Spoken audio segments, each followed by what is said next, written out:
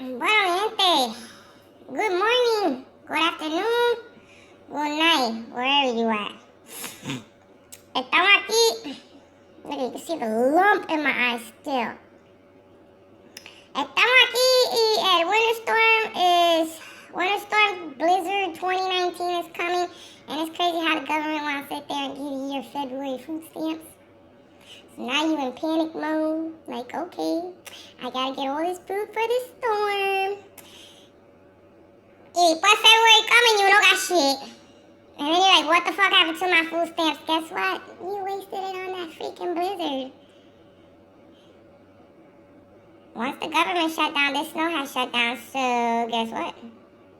Although the government still shut down, they give you your February food stamp in January. Y ahora mira, el storm viene. Y ahora mira, tengo que comprarle leche, pan y huevo. And maybe some coffee, pero cuidado. Don't get too happy spending them Februaries, because come February, you ain't gonna have shit for February, and then come March, it's like, what the fuck, we still shut down. Don't go fucking with me and my damn food carriage.